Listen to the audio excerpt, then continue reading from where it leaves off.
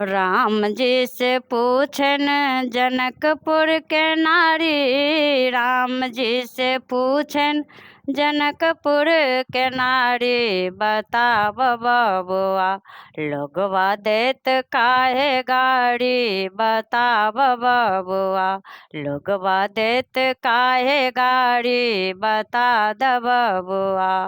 राम जी से पूछे जनकपुर के नारी, बताव बबुआ लोगवा देत काहे गाड़ी, बताव बबुआ लोगवा देत काहे गाड़ी, बताव बबुआ।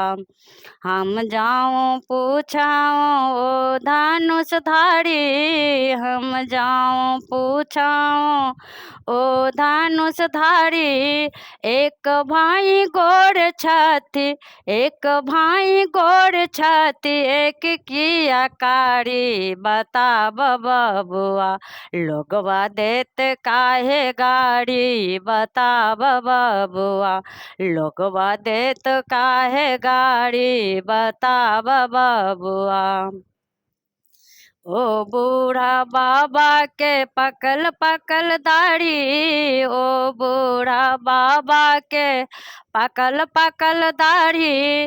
देखन में पातर, देखन में पातर, खाई भरी थारी। बताव बबुआ लोगवा देत काहे गाड़ी, बता द बबुआ लोगवा देत काहे गाड़ी, बताव बबुआ।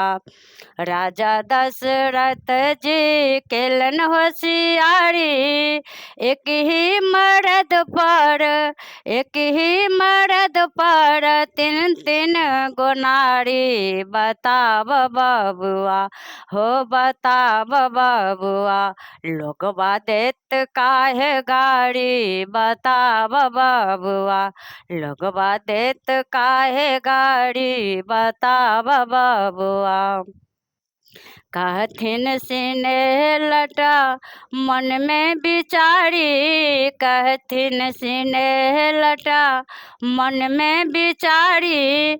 हम सब लगै छी पाहुन, हम सब लगै छी पाहुन, सरोज और साली। बताव बबुआ हो बताव बबुआ लोगवा देत काहे गाड़ी, बताव बबुआ लोगवा देत काहे गाड़ी, बताव बबुआ। राम जी से पूछन जनकपुर के नारी, बताव बबुआ लोगवा देत काहे गाड़ी, बताव बबुआ।